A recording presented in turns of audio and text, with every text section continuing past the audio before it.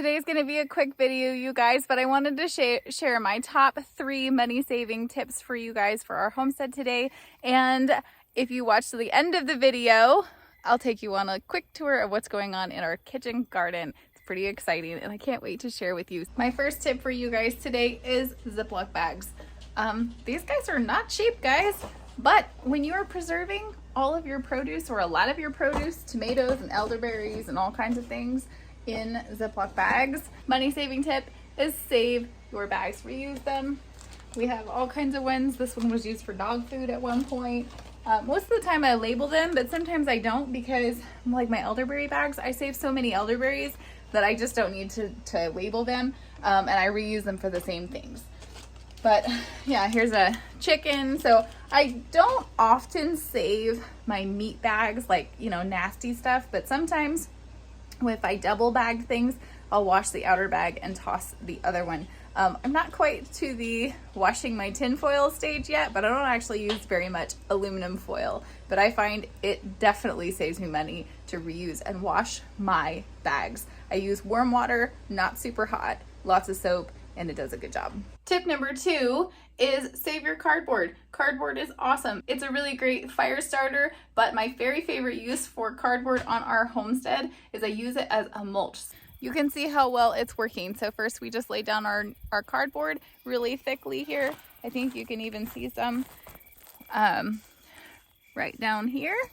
So there's our cardboard. We also use newspaper, and then we layer it with about 12 inches in the pathways of wood chips that are not composted. These are live green wood chips, not bark or ground up posts or anything like that. This is like a live tree that's been went through a wood chipper, and this is what we use in all of our garden for especially the paths, but also our perennials. Let's get on to tip number 3. My last tip today, you guys, tip number 3 is reuse your yogurt containers. We use these for a variety of things, but mostly we use them to scoop up our grain and our feed for our animals. That is the measurement system that we use with all of our animals. So when I can tell my kids very easily, just take 1 cup to this animal or 2 cups to this animal or whatever, this makes a really easy way, and we're not putting more plastic into landfills. That's really important to me here on our homestead, is to not bring in more plastic than I have to, but if we do bring it in, how can we reuse it? Start changing your mindsets from a consumer mindset into a producer mindset. How can I reuse this? How can I make this? My even better tip is to make your own yogurt. It is really, really easy. If you can get your hands on some local raw milk, or even if you can't, you can make yogurt really simple. I think I have a video. If I do, I will leave it up here in the iCards for you.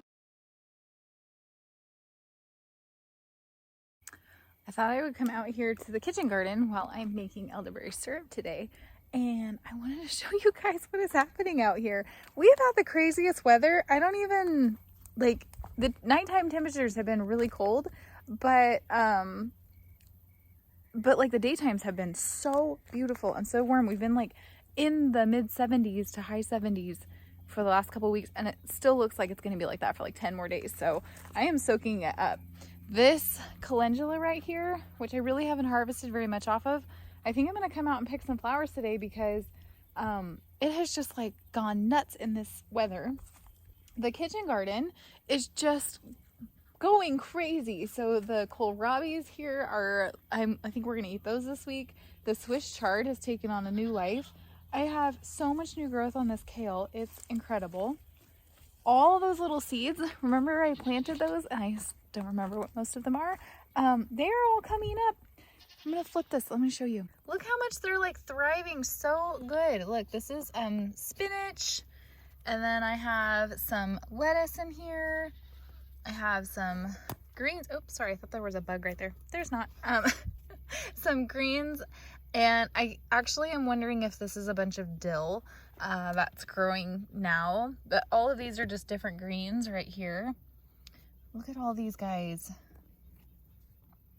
And then look at these kohlrabi. There's one.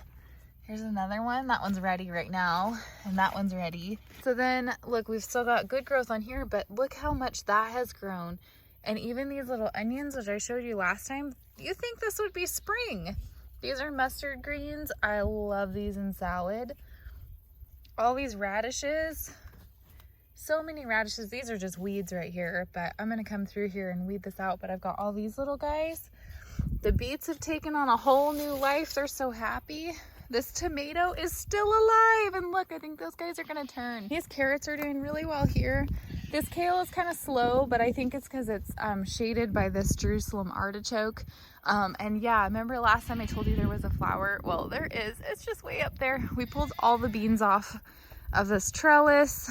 The goats in the background, I think they're in heat, so don't mind them. All this little lettuce is doing really good.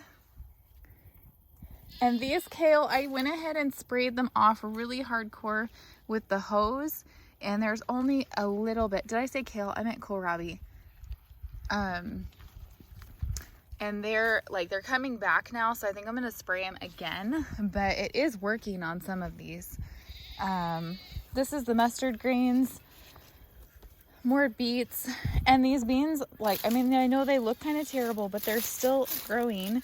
Remember, this is my trial here to see how long we can keep the beans alive. Whoops, I'm tripping over this mulch. So we've started adding more mulch here. I just need to spread that out. Whatever I planted right here seems pretty cold sensitive, so I think I'm gonna try to get my husband to remove this hoop here, so we can put another hoop house over this bed. I think that's what we're gonna do, because all of this, we could plant all of this right now, just as a trial to see. These are carrots, they're doing great. And this is salsify right here. But look how much it's grown in just like a week. This bed with the tunnel is going crazy. I do need to pull these beans out, but look what I found in here. Parsnips. I'm really excited about those. And those carrots, I don't know. Maybe they're about ready to harvest. Maybe not. Nope, not quite. But we could start snacking on them. These are actually a juicing carrot. And look how much growth these leeks have put on. This is kind of a look overall. Look, even that petunia basket has really perked up. All these beautiful giant pansies, which we use in our salads, are coming back. It's just amazing. We've had such good success in this garden.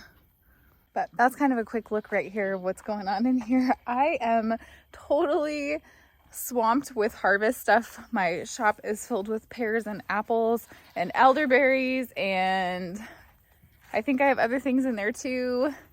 Fall is totally in full swing here. The aspen and the tamaracks are starting to change. The firebush has totally changed. The goats are all in heat, but they're not going to be bred until November, so I've got one more month of screaming goats.